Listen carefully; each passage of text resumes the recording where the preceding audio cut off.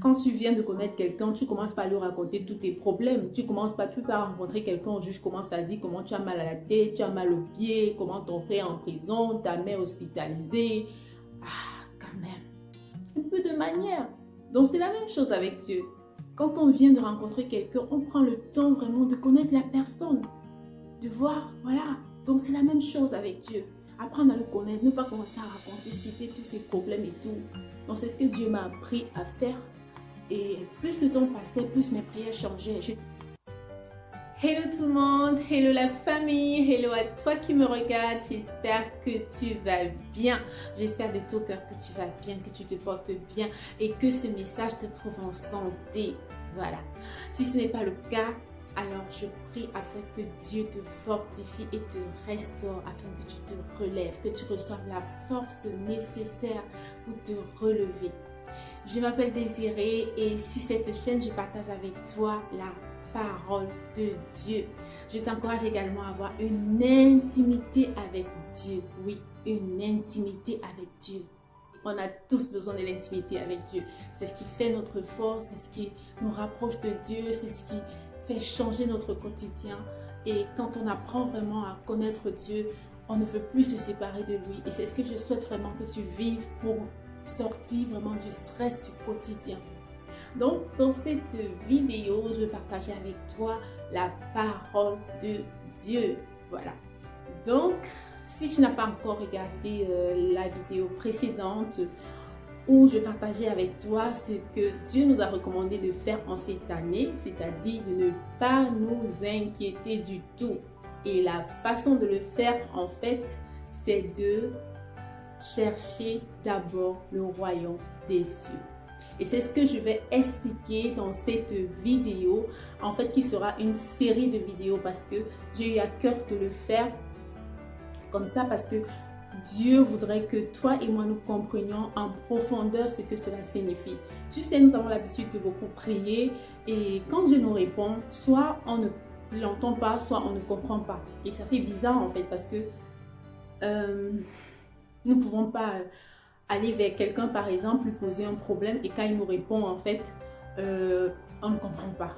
Ça fait trop bizarre, n'est-ce pas? Donc Dieu veut vraiment s'assurer que toi et moi nous comprenions exactement ce qu'il veut dire à travers sa parole. Cherchez d'abord le royaume des cieux. Et quand on demande quelque chose à Dieu, quand on s'approche de Dieu en fait pour lui soumettre ce qu'on veut voir dans notre vie, on doit venir à Dieu avec un cœur disposé, avec un esprit disposé.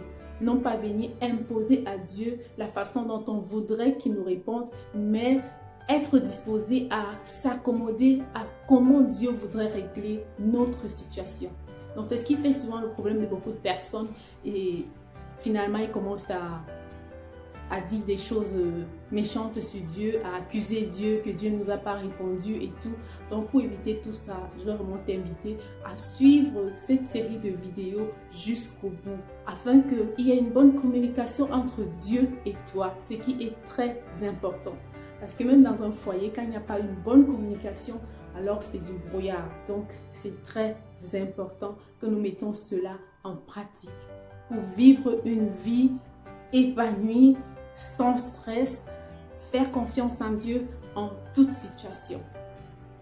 Donc voilà, il sera question dans la série de vidéos de définir ce que c'est que le royaume des cieux. Donc comprendre, quand on dit chercher d'abord le royaume des cieux, qu'est-ce que le royaume des cieux? C'est quoi en fait? Et il sera également question d'expliquer comment chercher le royaume des cieux. Comment chercher le royaume des cieux. Parce que quelqu'un peut bien vouloir chercher le royaume des cieux, mais il ne sait pas comment s'y prendre. Donc voilà, dans cette série de vidéos, il sera question de définir ce que c'est que le royaume des cieux. Et ensuite, détailler comment chercher le royaume des cieux. Parce qu'on peut vouloir faire quelque chose, mais on ne sait pas comment s'y prendre. Donc, on va ensemble voir comment chercher le royaume des cieux. Et par la suite, nous allons également montrer les avantages à chercher le royaume des cieux. Voilà, elle sera divisée en plusieurs séries, justement parce que pour que les vidéos ne soient pas très longues, parce que quand le cerveau accumule trop d'informations, il retient pour certains cerveaux une, d'autres 2 à 3 informations, la raison pour laquelle les vidéos seront voilà, faites en série. D'accord? Voilà. Donc voilà, dans cette vidéo particulièrement, je vais expliquer ce que c'est que le royaume des cieux et te donner 2 manières de comment chercher le royaume des cieux. D'accord? Donc, le verset en question se trouve dans Matthieu 6, précisément verset 33. Mais je vais d'abord te mettre dans le contexte, en fait, afin que tu comprennes exactement là où Jésus voulait en venir avant de citer comment nous devons faire afin de ne pas nous inquiéter. Jésus faisait comprendre en fait que nous ne pouvons pas servir 2 maîtres. C'était une façon en fait de nous demander, de nous libérer de nos soucis afin de servir Dieu. Et il précise justement dans le verset 31, donc laissez là vos inquiétudes. Qu'allons-nous manger? Qu'allons-nous boire? Comment nous habiller? Laissez les païens courir après toutes ces choses, car notre Père sait que tout cela est nécessaire. Donc Dieu sait avant même qu'on ouvre la bouche que tout cela est nécessaire. Et il précise par la suite, cherchez d'abord son royaume et sa justice. Et le reste vous sera donné en plus. Donc c'est ce qu'il voudrait que nous comprenions. Donc voilà, pour en revenir à la définition du royaume des cieux, le royaume des cieux, en fait, c'est le royaume de Dieu. Le royaume de Dieu, pourquoi? Parce que cieux, c'est une expression juive qui désigne Dieu. Donc, c'est pourquoi royaume de Dieu. Et royaume de Dieu, en fait, il y a certaines personnes qui pensent encore quand on parle du royaume des cieux, c'est Dieu au ciel après notre mort. Non, en fait, Dieu n'est pas seulement au ciel, Dieu est avec nous, Dieu est au ciel et sur la terre en fait. Dieu est en moi parce que je suis enfant de Dieu et je suis né de Dieu. C'est la parole de Dieu qui le déclare. Donc si tu as donné ta vie à Jésus, considère également que tu es né de Dieu. Donc Dieu est en toi par son Esprit Saint. Quand tu regardes les plantes, la nature, alors tu vois Dieu. Donc il y a tellement de signes de Dieu, ce qui fait que c'est ça le royaume de Dieu en fait. Tout ce à travers quoi on voit Dieu. C'est tout ça son royaume parce que c'est Dieu qui a créé le ciel et la terre. Donc ça veut dire que c'est le royaume de Dieu, le ciel et la terre. Dieu n'est pas seulement au ciel, mais il est en nous qui l'avons accepté comme Seigneur et Sauveur par son Fils Jésus-Christ. Donc c'est ça le royaume de Dieu. Le royaume des cieux si tu veux. Le royaume des cieux, c'est le royaume de Dieu. Maintenant, comment chercher le royaume des cieux ou alors le royaume de Dieu? Dans cette vidéo, 2 manières de chercher le royaume de Dieu. La première façon de chercher Dieu, c'est d'abord d'accepter Jésus dans sa vie comme Seigneur et Sauveur. Donc si tu cherches Dieu, accepte d'abord Jésus dans ta vie comme Seigneur et Sauveur. Parce que si tu reconnais Jésus, ça veut dire que tu as reconnu Dieu. Mais si tu renies Jésus, ça veut dire que non, tu n'es pas avec Dieu en fait. Parce que sa parole déclare que celui qui reconnaîtra que Jésus est son Fils, alors il reconnaît que Dieu est Dieu. Parce que c'est Dieu qui s'est fait chair et est venu sur la terre en Jésus-Christ. Donc Jésus-Christ, c'est Dieu en fait qui s'est fait chair. Donc, si on n'accepte déjà pas ça dans notre tête, je sais, on ne va pas s'entendre avec Dieu en fait. Donc, pour accepter Dieu, pour déjà être en communion avec Dieu, il faut accepter Jésus dans sa vie d'abord. Très important. Donc, c'est d'abord la première chose à faire. Après cela, il ne suffit pas seulement d'accepter Jésus dans sa vie en faisant la prière que je vais t'inviter à faire vraiment de tout cœur. Il ne suffit pas juste de dire cette prière en fait, mais qu'il y ait une suite. Parce que beaucoup font cette prière, mais se limitent là en fait. On ne voit pas de transformation, on ne voit pas de changement et continuent à mener leur ancienne vie. Alors que la parole de Dieu déclare que celui qui donne sa vie à Jésus est une nouvelle créature. Les choses anciennes sont passées, toute chose est devenue nouvelle. Donc, c'est un cheminement en fait. On doit voir cette transformation-là. Et ça doit se faire avec notre dévouement, notre zèle en fait. Parce qu'il y a des personnes qui ont donné leur vie à Jésus, mais ils affirment en fait que malgré tout ce que Dieu fait dans leur vie, ils n'arrivent pas à aimer Dieu. Donc voilà, c'est pourquoi c'est important quand Dieu dit chercher d'abord le royaume des cieux, c'est parce qu'il sait tout ça en fait. Ça n'étonne pas Dieu en fait. C'est pourquoi il dit cherchez d'abord le royaume des cieux. Dieu dit cherchez, ceux qui me cherchent me trouvent. Donc il faut le chercher pour pouvoir le trouver. Donc voilà, après avoir accepté Jésus dans notre vie comme Seigneur et Sauveur, il est important que l'on puisse voir une transformation dans notre vie. C'est vraiment très important. Et la transformation se fait quand on cherche vraiment Dieu. Et c'est ce qui justement entraîne le deuxième point qui est la deuxième façon de chercher Dieu, c'est de passer du temps avec Dieu. Passer du temps avec Dieu, vraiment passer du temps avec Dieu, parce que si tu veux connaître quelqu'un, même entre nous là, les hommes et tout, comment tu peux être distant de quelqu'un et dire que tu veux connaître la personne? Donc quand tu veux connaître quelqu'un, tu passes du temps avec la personne, ça te permet de mieux comprendre la personne, ça te permet de voir ce qui le fâche, ce qui le rend joyeux, ce qui, voilà, ça te permet de voir comment il réagit et tout. Donc c'est pareil avec Dieu. Plus on passe du temps avec lui, plus on se rend compte de ce qui l'attriste, de ce qui lui rend fier de nous et tout. Donc c'est important. Et la façon de passer du temps avec Dieu, c'est dans la méditation de la parole de Dieu. C'est très important. Et on doit vraiment montrer notre dévouement, notre soif vraiment, notre faim de trouver Dieu en fait. On ne doit pas seulement lire la Bible par devoir, non. Quand on médite la parole de Dieu, on doit être capable de pouvoir l'expliquer à quelqu'un aussi. On doit être capable de se souvenir de ce qu'on a lu. Pas que à peine tu as lu en fait et que tu es sorti et qu'un frère comme ça te demande merci. Quand tu as médité aujourd'hui, mon frère, et tu ne t'en souviens même plus. C'est là que tu te rends compte en fait que tu as médité par devoir.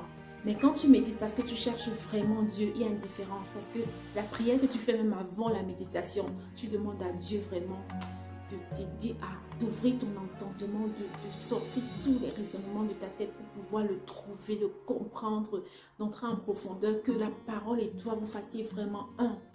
Donc c'est important, ça se fait progressivement, mais cette soif-là doit naître en fait. Donc plus tu as soif, plus Dieu s'approche de toi. Dans la méditation de la parole de Dieu, pour passer plus de temps avec Dieu, également la prière. Donc, et les prières doivent être différentes. On ne doit plus prier comme avant où on demandait tout le temps l'argent et tout, nos choses-là. Ce n'est pas mauvais, mais de ma propre expérience, quand je venais de donner ma vie à Jésus, je faisais aussi ce genre de prière. Mais Dieu me montrait en fait que, quand tu viens de connaître quelqu'un, tu commences par lui raconter tous tes problèmes. Tu commences pas par rencontrer quelqu'un, juste commence à dire comment tu as mal à la tête, tu as mal au pied, comment ton frère est en prison, ta mère hospitalisée. Ah, quand même. Un peu de manière. Donc c'est la même chose avec Dieu. Quand on vient de rencontrer quelqu'un, on prend le temps vraiment de connaître la personne. De voir, voilà. Donc c'est la même chose avec Dieu. Apprendre à le connaître, ne pas commencer à raconter, citer tous ses problèmes et tout. Donc c'est ce que Dieu m'a appris à faire. Et plus le temps passait, plus mes prières changeaient. J'étais plus dans Seigneur, donne-moi. J'étais plus dans le donne-moi ton cœur. Donne-moi ton amour. Enfin, pas donne-moi ton amour, mais je veux aimer comme toi. Je veux être comme toi. Parce que son amour, tu l'as déjà. Maintenant, tu dois prier pour que cela soit manifeste au point où cela soit vu à travers ton caractère auprès des hommes. D'accord? Donc, c'est dans ce sens que les prières changent en fait. Tu n'es plus dans les donne-moi égoïste là. Non, non, non, non. Tu es vraiment en train de chercher la face de Dieu, chercher sa nature, son caractère. Tu veux une transformation vraiment parce que c'est quand on est transformé, c'est aussi Seigneur, change mon système de pensée. On est trop bloqué au niveau des pensées. C'est vraiment quelque chose qui impacte. C'est quelque chose auquel on doit prier tous les jours. Seigneur, je veux épouser tes pensées. Je veux penser comme toi.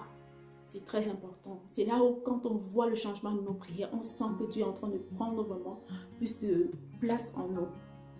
Également, les louanges, les adorations pour passer du temps avec Dieu. Dieu aime la louange et l'adoration. C'est vraiment, waouh, il faut le vivre, le comprendre vraiment. Dieu siège dans la louange et l'adoration. Donc, il aime ça. Parfois, tu peux prier, mais tu sens pas, enfin, il n'y a pas la présence de Dieu. Mais quand tu loues et que vraiment ton cœur est disposé, que toutes tes pensées sont vraiment focalisées sur Dieu, tu vois que quelques temps après, tu sens qu'il est là, tu le sens te toucher. Et jamais Dieu ne vient et il part. Et il part en fait sans avoir fait quelque chose. Soit il va t'enlever un fardeau, soit il va faire quelque chose en fait. Donc, il faut le vivre pour le comprendre. Ce sont les façons vraiment de se rapprocher de Dieu, de vivre une intimité avec lui. Et ce sont les façons de chercher Dieu. Donc, ces deux façons, on a parlé de accepter Jésus dans ta vie comme Seigneur et Sauveur. Et la deuxième façon, c'est de passer du temps avec Dieu par la prière, la méditation de la parole de Dieu, les louanges et l'adoration. Donc voilà, je vais m'arrêter là pour cette vidéo. J'espère qu'elle t'a apporté un plus et je ne vais pas l'achever sans te donner l'occasion de donner ta vie à Jésus. Et je vais t'inviter à faire cette prière, juste en répétant cette prière après moi de tout ton cœur, vraiment d'une façon très sincère. Seigneur Jésus, j'ai entendu parler de toi et je veux te connaître en profondeur. Seigneur Jésus, je te demande pardon d'avoir été loin de toi durant tout ce temps. Pardon de t'avoir ignoré tout au long de ma vie. Je te demande pardon pour tous mes péchés. Seigneur Jésus, je t'invite dans ma vie. Viens dans ma vie et change mon cœur. Aide-moi à être la personne que tu veux que je sois, afin que ma vie compte pour le royaume des cieux. Seigneur Jésus, je t'accepte aujourd'hui dans ma vie comme Seigneur et Sauveur. Au nom suprême de Jésus-Christ. Amen.